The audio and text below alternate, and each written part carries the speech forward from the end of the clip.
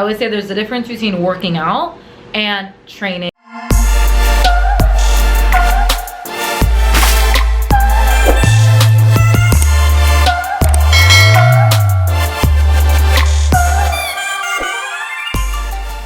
Happy Sunday. We are about to go try out a new gym, get in an upper body lift and some cardio. I did have the munchies last night. It was a girls' night and I was strong till the end, and then I was like, damn, another piece of pizza would be really fucking good. Ooh, more chips. You know how it is with the munchies, bitch, and I'm also in a deficit, but it's fine. We're a little bit bloated, but nothing, you know, getting back on track the next day. Don't fix, and that is the most important thing, guys. If you're waking up Monday or you overindulged a little bit more than you would have liked on the weekends, please, please, please make sure that you are not skipping meals, overdoing it with cardio, extreme exercise, you know, cutting out foods and going long periods without eating, because while it may feel good in the moment, it actually just perpetuates the cycle of overeating.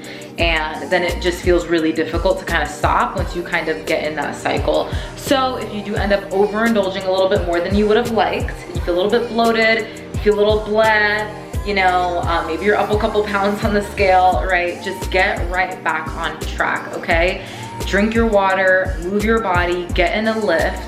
I used to calculate like how much calories should I intake and how much calories should I burn, but it's way more efficient to think of it as like, okay, overindulged, let me use this extra energy, because food is energy, in my lift, and take advantage of it in my lift, and like get in a sick workout, hit a new PR, do some cardio after, move my body, drink water, eat, you know, healthy amount of macros, but, you know, focus on food quality and just get right back on it, girl. It's okay. It's okay. So let's go hit the gym, and then if I do this one more time, please.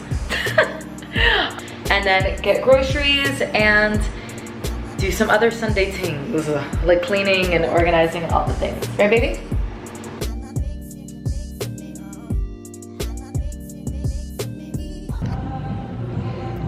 I am like a kid in a candy store because I love new gyms. It's so nice.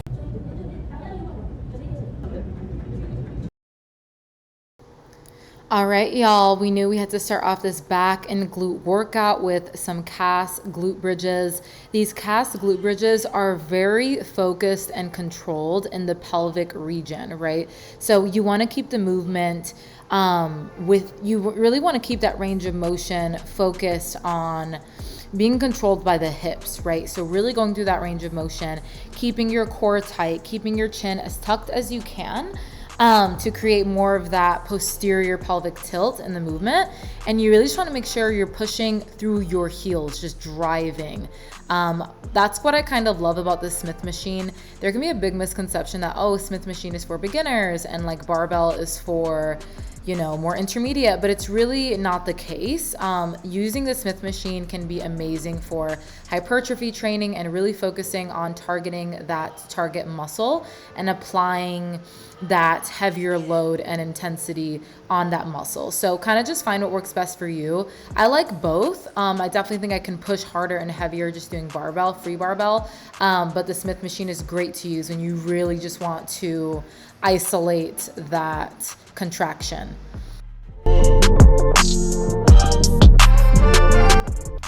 Next, I went into body weight chin-ups. There's just something so sexy feeling as a woman when you are just strong as fuck in your upper body. I definitely understand like the woman's preference, a lot of women's preference to not overbuild their body. And I'm telling you, girl, if you want to enjoy your upper body lifts more, but you're kind of afraid of getting bulky or whatever the case may be, focus on, you know, movements that you really enjoy. So for me, I really enjoy feeling stronger in my upper body, working on chin-ups, push-ups. I'm also kind of getting into calisthenics training, but you know, I'll keep y'all updated on that. I love some certain weightlift movements for my upper body. And so for these, I am doing these bent over kettlebell rows. They're single arm. I'll do single arm rows and then I'll go straight into both and really just go to as many reps as possible, focusing on strengthening and building sexy back muscles, baby. Backless dresses all season.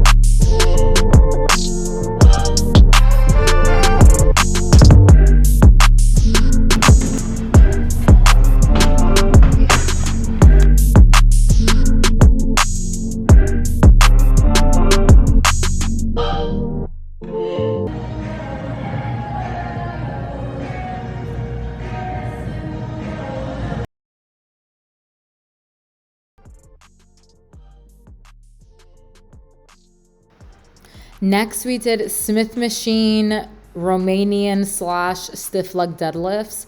This felt so awkward for me, even though I know how to execute the proper form. It just felt awkward for me. Felt like maybe I was a little further from the weight, but I tend to feel RDLs a lot better using dumbbells. And so I promise you, if you feel that way about certain movements, you're not crazy. We just all have different skeletal structures, biomechanics, and there's going to be certain movements that we're just going to feel it more in the target muscle. But also obviously you want to make sure that, you know, there's little tweaks you can obviously make in your form, certain cues that you can think about to really activate that mind muscle connection in the muscles that you want. But I do find that there are some movements that, I don't know, my body just favors in terms of mind muscle connection. There's Bay doing his little deadlifts. And this is me showing y'all that progressive overload can literally just be increasing the weight by 2.5 pounds each side.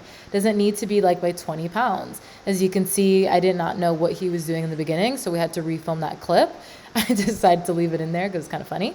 And then we went into lat pull downs, baby. Now, I already have a pretty wide back genetically, and I've honestly learned to love it. When you really build your lower body to match your upper body, especially if you have, you know, broad shoulders or a wider back genetically, then it actually brings a lot more balance to your physique versus, you know, kind of being scared to touch your upper body. Now, with that being said, I do really train my lats to maintain. I focus on the form, the execution, the control, feeling the contraction, but I'm not really pushing my muscles to actively grow, at least on a programming basis. So that allows me to just hit my lats and look to maintain, and we finish up from there. All right, guys, we are done. Got a little pumpy dumpy. And we are ready to go eat and get groceries. Done with our little workout. We're both really hungry, so we're gonna go to get some Colombian food. I'm just gonna get a pollo a la plancha. If you know, you know. And then we gotta get groceries and clean the house. Typical Sunday things.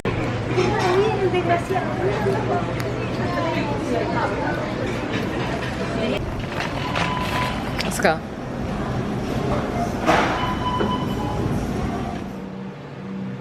So it's actually 10 o'clock now. As you can see, I just had my everything shower. I feel so good, and my man did clean, so I'm very appreciative. I'm gonna mop before bed, but I figured, well, I gotta show y'all what I got for my groceries. Okay, so this is what I got. This is gonna last me, honestly, you know, Monday through Thursday, most likely. So for protein, I got chicken breast. I got actually buy one, get one free. 4 ounces of each filet cooked will be around 24 grams of protein, which is pretty good, or 30 grams even. I got wild caught salmon. And what I'm gonna do is I'm gonna marinate the salmon in the sweet ginger chili sauce.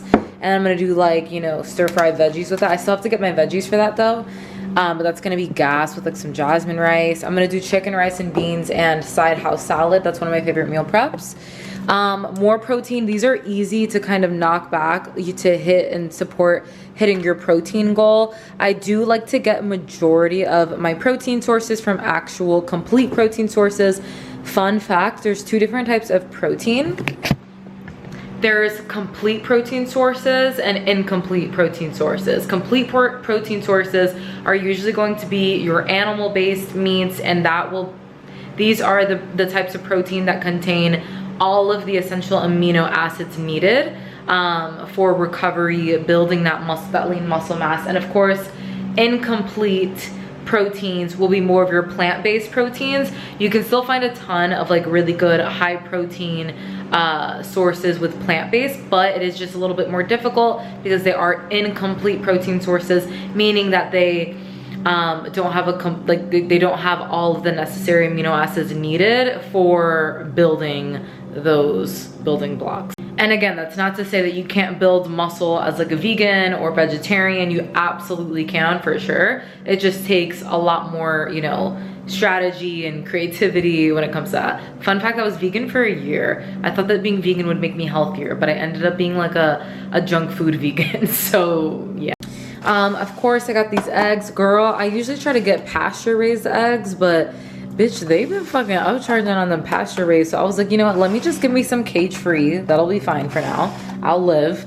And then when it comes to produce, bananas for shakes, oats, avocados for avocado toast, and I can also pair this with chicken, rice, and beans. I got these all. I paid for them. I just bought the chopped ones because convenience. But I got diced red onion. I can add this into my eggs, or even just like my, you know, rice bowls.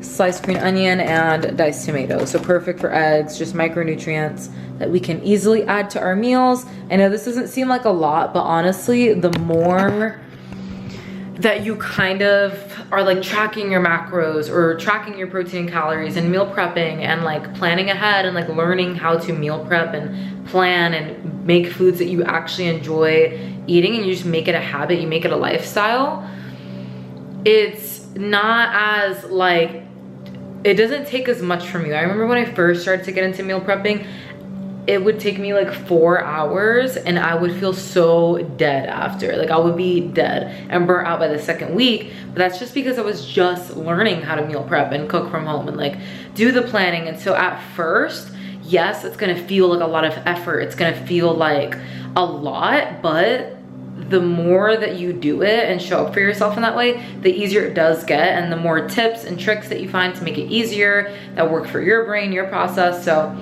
yeah. You don't have to, you won't feel the need to always come up with different creative recipes all the time. When you just learn how to cook the basics and the things that you like really fucking well. We live in the era of technology, guys. YouTube, Google, like we can learn how to cook in this day and age. And yeah, but that's what I got for groceries. And I'll see y'all tomorrow. Say bye, Minnie. Experience of pressure that allow you to understand the action steps like pleasure, right? Right? As pressure experience.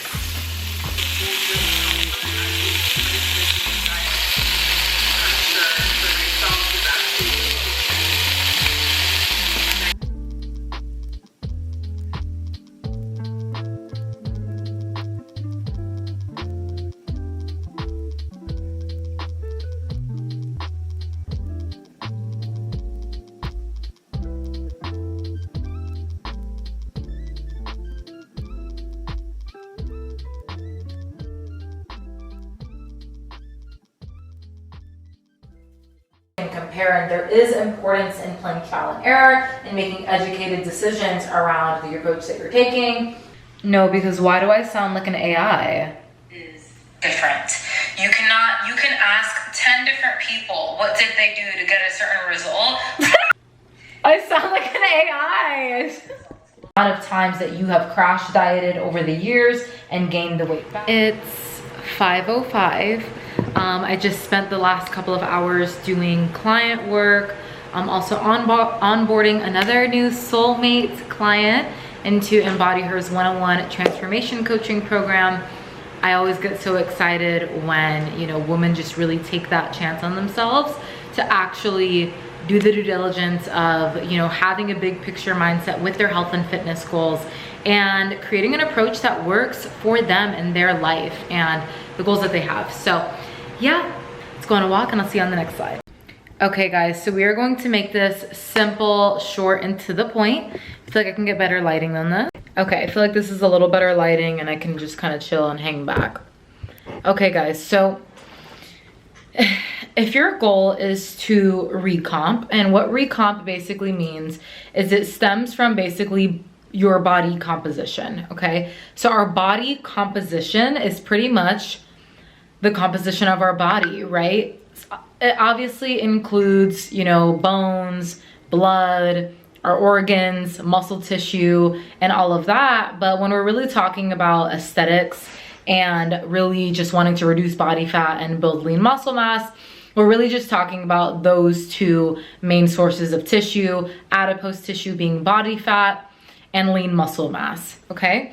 So knowing these two different tissues in our body, when our goal is to recomp, we are trying to basically change our body, change or improve our body composition. So what this usually means is increasing the amount of muscle mass we have and reducing our body fat percentage, okay? So that is body recomposition. And so it's basically the effect of losing body fat and building muscle at the same time. Now, there are a group of people and candidates that body recomposition will happen faster for and more drastic with, and that'll usually be anybody who is deconditioned. So deconditioned basically means either somebody who's been in the gym for a while and takes a long break and loses a lot of muscle mass from under eating or not training effectively or consistently, or somebody who is just now getting into the gym and working out and, you know, lifting weights. Okay, so those are the two different types of deconditioned people. Maybe you got an injury and like lost some progress, that would be deconditioned. The next category of people where body recomposition is a little bit easier for is, of course, newbies, right? Again, if you are new to the gym, lifting, you're just now learning about nutrition and your macros and getting things in check, well, then you will most likely, obviously, if your consistency is there and you're hitting your protein and calorie goals and you are staying consistent with your training programming, you're getting good sleep, then, of course, people who are new to all of that are going to experience some body recomposition as well. Another category of this is anybody whose body fat percentage is, you know, above 35%. So if you are, if you have a lot of excess body fat, that can also, you know, that is also a group of people who can experience that body recomposition. And lastly, just I believe, I don't remember really the last category, but those are usually the categories of people who can experience that body recomposition pretty early on or pretty fast or early on, depending again on your adherence. Now, that does not mean that if you don't fit within those categories that you can't recomp. You absolutely can. And so I'm going to tell you guys just 3 simple ways on how to do that. Just keep in mind, guys, that while the whole lose fat, build muscle at the same time thing sounds very convenient and easy and great, like, okay, I'm just gonna eat at these calories and have high protein and work out and like I'm gonna recomp, there is a lot more that goes into it. There's a lot more that goes into building muscle efficiently and how you're training in order to build lean muscle mass in your glutes and your body. The amount of food that you should be eating, the fuel, how you're managing stress, and of course your consistency, right? Those are all going to play a role. And so I just want to disclaim that because it can be very easy to be like, oh, well, if I just do these 3 things, I will recomp. And yes, you will experience a recomposition, but there always comes a point where that progress starts to slow down. And there comes a point where only focusing on recomposition, it's obviously just a way, way, way slower route up until a certain point, right? So with that being said, guys, here are 3 things that you can look at if your goal is to lose fat, build muscle. The first thing is, of course, your training, the effectiveness of your training, right? So if your goal is to recomp and your goal is to build muscle, then we need to be training in a way that is conducive to that, okay? And so a lot of times when we think about getting toned, and getting toned is really just having a lot of muscle and a body fat percentage that shows for that, right? Muscle is the tissue that pushes against the skin and creates shape and curve and tone, right? And then of course, body fat percentage plays a role in that as well.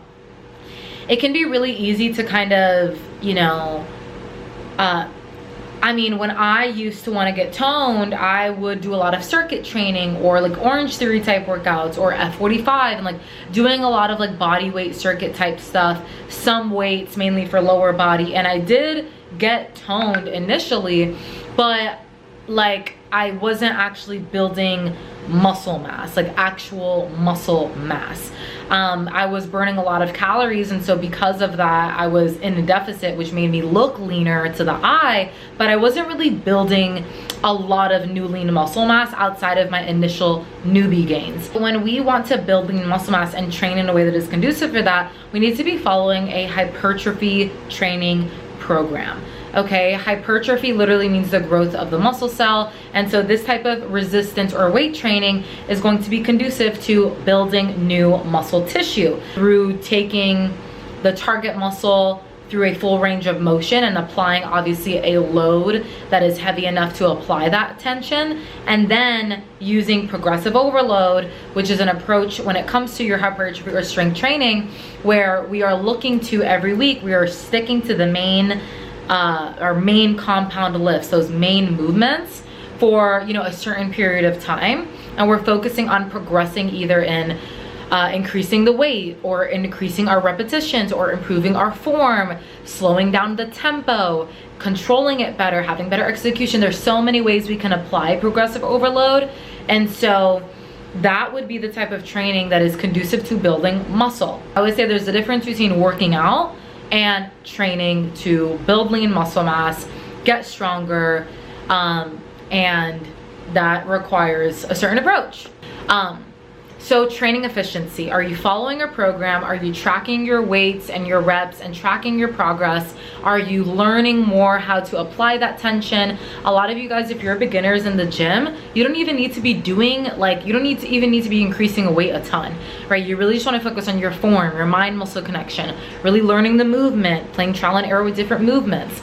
If you're more intermediate and you find the movements and kind of like what you like the best, then of course, then you just want to look at, are we tracking our weights? Are we tracking our reps? Are we actually progressing and tracking that progressions, or are we just kind of going in and winging it, right? And again, it has to be conducive to your goal. So if you don't really care much about progressing in those areas, then of course, like, you know, you can freestyle it, you can do intuitive lifts, right, and have a little bit more fun with it. But if your goal really is to make more strength gains or to improve your body composition and build lean muscle mass, then we need to be following the principles for hypertrophy training. Next thing we want to look at is total calories, okay? If your goal is to lose body fat and build muscle, you know, slowly but surely over time, then you want to be 10% under or over your maintenance calories, okay? If you're like, well, should I do below or should I do above? That's really up to you. It really depends on like where you're at, what you've done up until this point. And if you guys have any questions, you can drop comments below or send me a DM on Instagram and I can help you out a little bit further. But just pick one. Like if you want to be more in a deficit, choose that. If you want to have a little bit more satiety and you want to have a little bit more flexibility, and you want to build a little bit more lean mass, then, you know, choose above, okay? You need to be making sure that you're getting in enough energy to support proper brain function, strength, performance, energy levels, mood, digestion, hormonal health, and we need to also make sure that we're eating the right amount of calories. The last thing is, of course, protein. So you guys know, if you know me, if you don't, I'm all about learning about your macronutrients. Macro is short for macronutrients. Macro means large. These are your large nutrients. It's the main 3 nutrients that our body needs and digests in the largest amounts. These are your protein, carbs, and fats. There's different types of carbs, there's different types of fats, but essentially we need to be getting in each one of these macronutrients in order to support all of the internal functions and also, you know, our body composition, right? So, but to keep it simple, I would say for most beginners, it's helpful to learn about your macros, but when it comes to actually tracking your food, I would just keep it simple and stick to protein and calories initially, just because, you know, to reduce overwhelm, and then move into tracking all 3 macros if you want to get a little bit more specific, and get a little bit more, you know, of an eye on like your body composition and all of that. But that's, yeah. Some people find tracking your macros easier than protein and calories because they find they can structure their meals better. It's really just how your brain works. But that's why my last point, I'm just gonna be focusing on protein and overall calories. So for protein, guys, you know, This obviously is the macronutrient that has to do with muscle repair and muscle building. So protein is around 4 calories per gram, same as carbohydrates, and your protein is made up of amino acids. And amino acids are essentially the building blocks to muscle tissue in our body, right? All tissue, but of course, we're obviously talking about muscle tissue. We're not getting enough protein in our diet. The amount of protein that you need is around, if you want to recomp and build lean muscle mass, is around 1 gram per pound of body weight or goal body weight, okay? That's an easy rule of thumb. If you aren't working out right now, you know, you can do a little bit less than that, around, you know, 0.8 grams, but we really do want to be making sure we're getting enough protein to support the muscle repair. Because in the gym, guys, when we are working out, when we're exercising and we're getting really sore, we are breaking down our muscle tissue. So the training stimulus is going to facilitate the muscle growth by breaking down the muscle fibers, our muscle fibers, with resistance training. But the actual muscle building occurs in recovery time. And recovery is made up of your nutrition, so getting in enough protein and overall energy or calories. And it's also made up of sleep and stress management, okay? So if our recovery is trash or not really where it needs to be, sleep is trash, we're eating clean, but we're not actually tracking and making sure that we're getting in 1 gram per pound of body weight or goal body weight, then we might be a little bit confused on why we're not seeing the progress that we want to see, okay? It's very easy to go based off of recollection and be like, oh, well, I'm eating enough protein. But are you really though? And you know, when we're tracking, how accurate is that, right? These are things we want to look at. So when our goal is to recomp and lose body fat, build muscle, your training is going to be key. Training that is conducive with that, right? Get it clear on your why. Why is this important to you, right? I like to use the gym as a way to challenge myself mentally, physically. And I also I always have this dream on like how I desire my physique to look on a bodybuilding standpoint. Like, you know, I know the potential for myself physically, and we only have one body, one life. Why not maximize my potential and really show myself what I'm made of and take that incremental baby step approach on my journey? But I'm at the point in my journey right now, guys, where I'm like, that like motivates me. Like I love building, I love getting stronger, I love pushing myself. And do I always feel like it? No, but I'm always proud of myself when I get it done. And I love feeling stronger, okay? And so when I'm actually tracking my progress and ensuring I'm following a plan, then I actually have something to feel motivated about because I'm seeing that progress being made. Whereas if we're just winging it all the time or doing different things, again, look at your goals, it's easier to lose motivation because if you're not making progress and you're doing the same shit all the time, then it's not even motivating, right? But when we're making sure we're making progress, then of course, it gives you something to target and to get stronger in, okay? With protein and calories or macros, of course, you know, I have another video in my YouTube channel that goes into how to build out your own meal plan using your set macros or protein and calories. So check that out if you are wanting to get a little bit more aware of your intake and making sure that, you know, if you feel like, oh, I'm eating clean, I'm eating good, but, you know, I need to get a little bit clearer picture and eat more consistently, give my body the same amount of nutrients like every day, consistent amount, so that way I can see the results I want and train in a way that is conducive to that and that is going to support you, okay? Other things that play a role in body composition that I'm just gonna note is your NEAT, so your non-exercise activity. You know, how much steps are you getting in a day? How active are you outside of exercise, right? This is gonna be more low intensity things like going on a walk, house chores, parking a little bit further from, you know, the supermarket when you get groceries, right? Like these are things that are going to increase your activity but aren't exercise itself. So if you're pretty sedentary out of exercise and you want to improve your body composition, you want to look at your NEAT as well. How are we managing our stress? How's our sleep, our water intake? Those are just some more like little, you know, they're not little, they actually have a big impact, but those are just some other things that can affect body composition as well. But I covered the basics. And so if you want to learn more about that, you can follow me on Instagram at flexee.fitness is the link in the description. If this helped you in any way, shape, or form, you want to help me back by liking this video and subscribe if you want to see more of my content. Coach Lexie out.